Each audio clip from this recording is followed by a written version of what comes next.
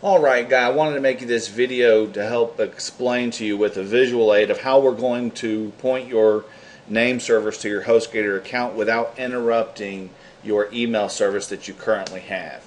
And I'm going to whiteboard this out a little bit. I actually kind of got it whiteboarded out here. I made this video once and then it turned out my mic wasn't working, so I'm remaking it here. So let's see here. I want to kind of explain how the flow is happening right now. Okay, you have yourdomain.com, and the email that you're using right now is going to be some word at yourdomain.com. And I'm just going to use support for this example. So let's say your email is support at yourdomain.com. What's happening when someone sends an email? This down here, someone sent an email. They send it. The email goes to your domain name, and it goes there because it says at yourdomain.com. It goes to your domain name, and your domain name's name servers then tell the email where the hosting account is. And so right now it's telling that email to come over here to this hosting account. And this is the hosting account that you have right now that you say that you're just pretty much using for email.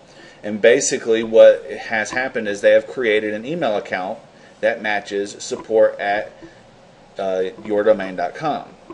So the email is going to your domain, and the domain names, the name servers are saying go over here to deliver the email. When you go to check that email, you're actually logging into this hosting account to check it. It's all stored here. The domain or the email address is just directions on how to get where direct the email to know where it needs to go. What's happening is when you change your name servers to be pointing down here to the new HostGator account, this little blue one down here is your HostGator account. What's happening is there's no email account down here named support at yourdomain.com. And so basically the emails are going to nowhere. And then so you realize you weren't getting your emails, so you changed it back, and so now you're getting your emails properly. So what we got to do is we've got to create the email down here at this hosting account the same way that we have it up here under the same name, support at yourdomain.com or whatever your email is. And then once it's created down here, we point this down here, and the new email goes to the domain, or goes to the domain, and then the name server say that to go look at this HostGator hosting account. And so long as we have the email address there, it'll put the email in there, and then now you simply log in over here to check the email. So what I'm going to do is I'm going to go to the internet here, and I'm going to show you what a cPanel looks like. Once you you actually have a cPanel that looks like this in your new HostGator hosting account. You just probably haven't logged into it. And so what you're going to do is log into your cPanel, which is basically the back end of your hosting account. And to do this, you're going to go to www.yourdomain.com, and I'll just do the Willis way for now, /cPanel. And this is going to bring you into your cPanel. Mine automatically took me in there because I'm already logged in, but at that point you would be prompted to put in your username and your password.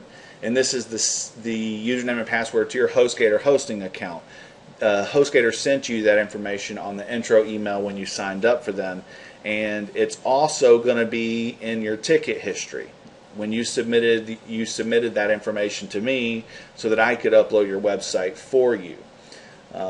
So those are the two places you can get your login information to your HostGator cPanel.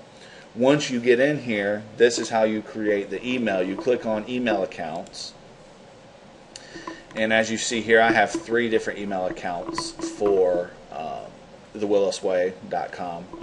And to create an email account, you just type in the name up here that you want, and this you would use the identical name that you are using at your other hosting account, okay? And then the password that you want to choose, and then you click on create account, and it will add the email address here. And then when people send an email, the email will go to the domain name will say that to come to your HostGator account, and you will have a email set up down here as well. then you will log in here to actually view your email. So I hope that answers your question. I think that is going to be the solution. There may be some unforeseen something that I'm not picking up. Let me know if you have any questions about this or if you need any assistance with this. And before I go, I will show you one more really neat thing that you can do with your emails in your cPanel. You can come in here and what is it? I think it's default address. You see this little icon that says default address? I clicked on it, give it a second.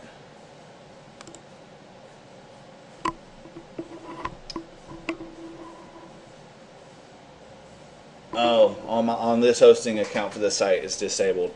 But with your HostGator account, it shouldn't be disabled. You can set up a default address. I guess I'll have to actually get logged into a different cPanel, so I'll make a different video. But basically, you choose a default address, and what that will do is, if let's say your email address was support@yourdomain.com, and someone misspelled the word support, they spelled it SOPORT. What would happen is it would go into the catch-all email box, and so it doesn't matter what someone types in, or even if they misspell it or not, so long as the email is addressed to something at yourdomain.com, it'll automatically go into a catch-all. It's just a little way to make sure that you're not missing any emails due to human error. Let me know if you have any questions about that, guy, and I'll be here to help you. See you, buddy.